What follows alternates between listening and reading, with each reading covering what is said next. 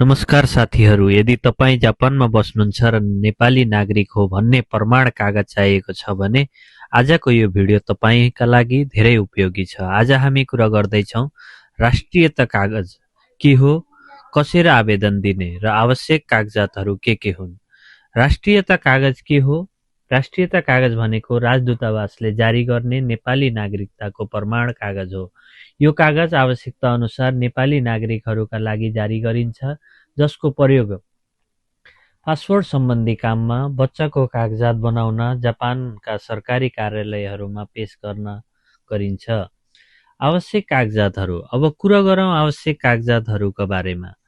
आवेदकको नागरिकता, नेपाली नागरिकताको प्रमाणपत्रको फोटोकपी, राहदानी, आवेदकको पासपोर्टको फोटोकपी, जापानमा जन्मिएको बच्चाको हकमा, यदि बच्चा जापानमा जन्मिएको हो भने बच्चाको नेपाली राष्ट्रियता खुल्ने कागजात, नाबालिग परिचय पत्र, जन्मदर्ता वा नेपालको राहदानी, बच्चाको बुबा र आमाको दुवैजनाको नागरिकता, विवाह दर्ता प्रमाणपत्र, जापानको सिटी अफिसबाट जारी गरिएको जन्मदर्ता, बच्चाको जाइरो कार्डको फोटोकपी, यी सबै कागजात निवेदनसँगै बुझाउनुपर्छ।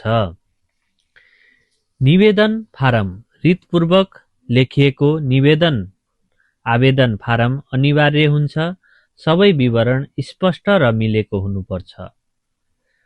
पोस्ट मार्फत कागजात पठाउने व्यवस्था। अब धेरैले सोध्ने प्रश्न, के पोस्टबाट पनि कागजात पठाउन मिल्छ?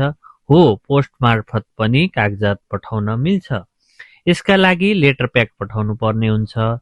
एउटामा तपाईले आफ्ना कागजातहरू पठाउनु हुनेछ, अर्को लेटर प्याकमा हामीले प्रक्रिया पूरा भएपछि कागजात फिर्ता पठाउनेछौँ।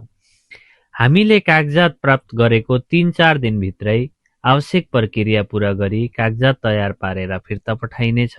दुवै लेटर प्याकको ट्र्याकिङ नम्बर आवेदकले आफै सुरक्षित राख्नुहोला।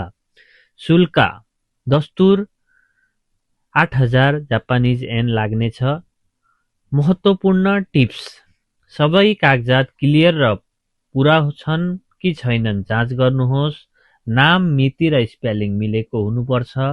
अधुरो कागजात भएमा प्रक्रिया ढिलो हुन सक्छ।